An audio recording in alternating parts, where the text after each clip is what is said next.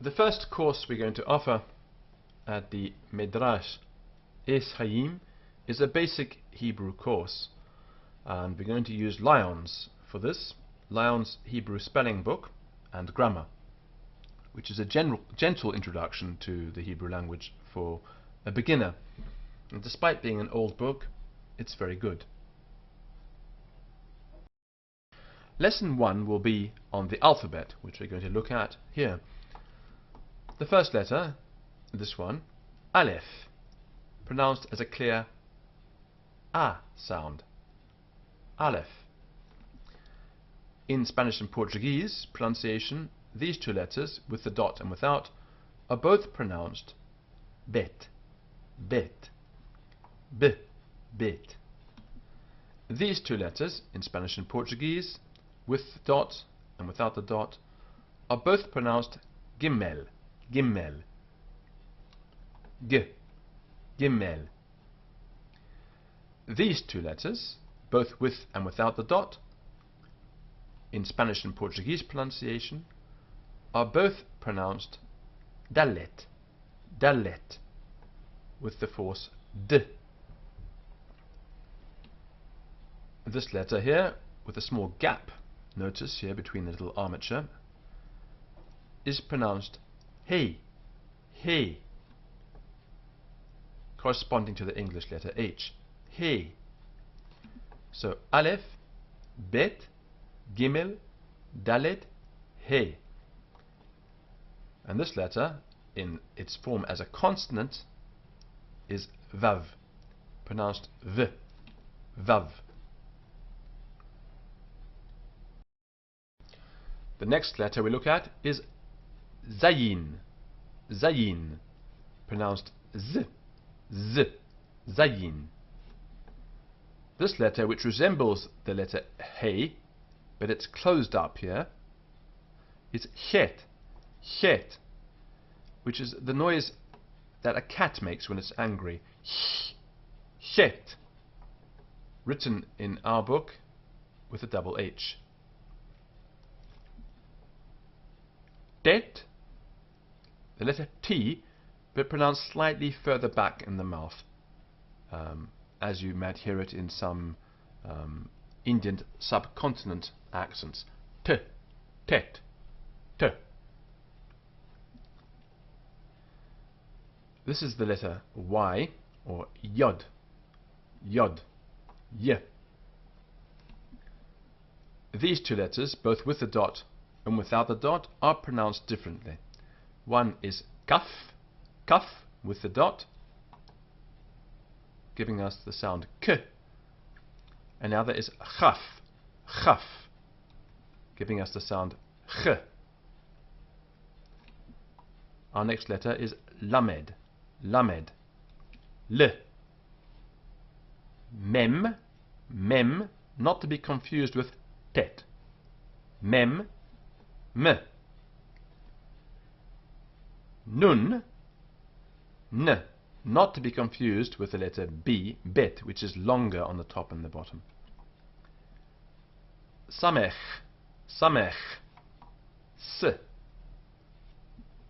Ngayin, Ng, Ng, as the sound in sing. Ng, Ngayin. These two letters are differentiated by the dot. One is P, P, and the other is Fe, F, P and F, Pe, Fe. This letter here is Ts, Tzade, Tzade. This is a K sound, but it's slightly further back in the throat. Kuf, Kuf, K, Kuf.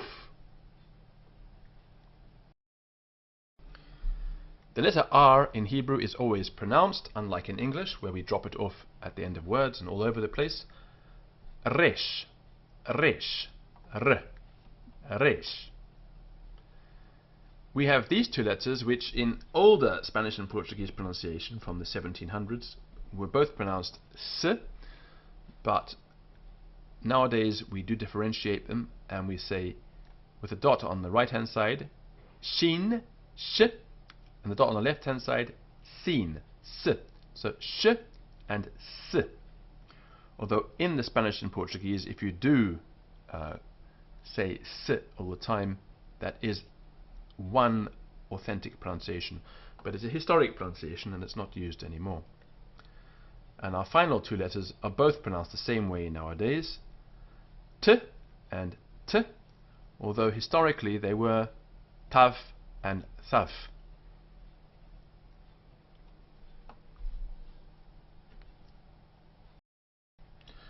Then we have 5 letters which have a different form at the end of words. The way to understand this is these letters are called the bent letters, because if you straighten out the bottom part here, you end up with a straight line coming down here, and the letter is unbent. So if you imagine this letter being loosened and relaxed, this part would drop down and you end up with the final form, or the straight form and the bent form. So we have chaf, and at the end of a word, chaf, or k, k. We have m, and at the end of a word, m. This letter here is distinguished by being slightly sharper than the letter s. It's more square. Nun, nun, pe and fe and fe, and tzadi and tzadi. Then we also have a phenomenon where letters sometimes are extended or lengthened. Aleph can become longer, aleph. He can become longer, as we see here, he. Lamed, this line here can be extended, lamed. Mem, the top and bottom lines can be extended, mem. Resh can be extended, resh. And tov can be extended, tov, like this. And in writing, any other letter may also be written longer. We have occasionally the word el combined into one, as we see here, el. This is called a ligature, where 2 letters are joined together. So we have the aleph part here and the lamed part there, el. The following letters are pronounced harder when they have a dot, which is called a dagesh.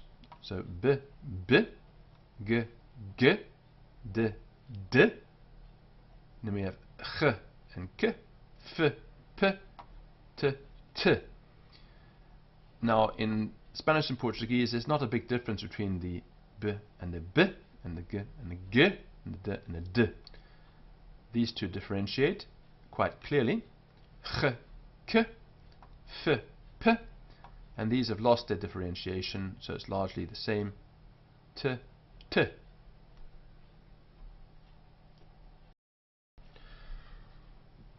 When you do start learning the letters, as I've already pointed out a little bit, some letters are very similar. So we have bet, chaf, and pe, all being a bit similar. Notice that bet has got a sharp corner here, that's got an overhang. Bet, chaf is rounded, and pe has got the bit on the inside. Gimel has got a little leg that sticks out and a little notch at the bottom. Gimel, nun has got a sharp corner on the bottom right. Gimel, nun. He has got a gap. Het, no gap. And tov has got a foot. He, het, tov.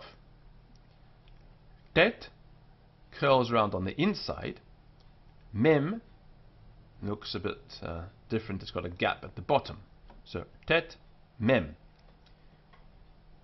Yud and vav. In handwriting, sloppy yuds can turn into vavs, and sloppy vavs can turn into yuds. Yud, vav. Zayin and the final nun, which is longer. Zayin, nun at the end of a word. Lamed, kaf. Lamed, kaf. These two easy to confuse. Samech, which is a rounded shape, samech, and mem, which is more square. Samech, mem. Dalet, which is defined by having a sharp inside corner. Dalet. Resh, which is rounded, and the inside corner should also be round. In most typefaces it's not, but that's a distinguishing characteristic. Here it's rounded on the outside. Resh, and the final chaf. Ngayin, tzadi, and the final tzadi.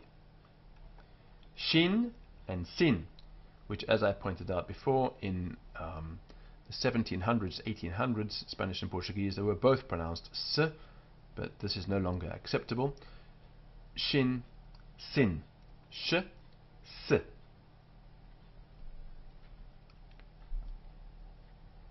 And that's the end of our first lesson on the alphabet.